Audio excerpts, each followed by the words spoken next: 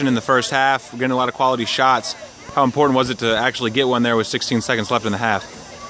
Well, when you play in a game like that where it's really tough offensively to convert, as the time goes on, the more and more you're in that zone and you don't actually score. Of course, the confidence on the defensive side raises throughout. So it was a huge point for us to get right before the half. Gave us a little bit of momentum that we basically knew that we could score, even though we've been putting the shots on them. They did you got to give credit to Lafayette. They did a great job defensively in the zone, great job in the midfield, and kept us at bay and made those shots, and not as good as we would like to have. And they defended extremely well. And this is the type of game where you do want to crack that nut, as I say, and get that first one. And with only 16 seconds, it was ultimately is what provided us motivation going into the second half. And then I think we loosened up a little bit more. And considering this team hadn't had a goal scored against them, maybe we put a little crack in their armor.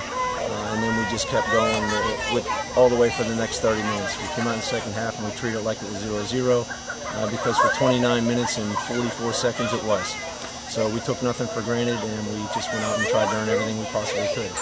You guys have high expectations this year. As you've said, Carly just mentioned that you hadn't played a lot of quality opponents. Lafayette was one of the first. What sort of start was this for you guys to the district play here? Well, this is the key to that first 2 weeks of district play. We follow up with Pocosin, War Hill, and York in our next 3 games. This stretch has been a bear my first 3 years here. I expect it to be a bear this year as well.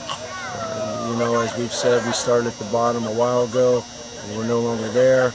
And with every game, we gain more confidence. And we know that we've got a target on our back. We know that we're going to get the best from these teams, and we expect it. That's what makes for good hockey. And I'm just glad that our kids played with that effort tonight, which is what we needed. Like Carly had said, there were some teams that we didn't get as much of a challenge as we would have liked. Last week we did. We played 2 quality opponents. Previous, it was a little bit lighter.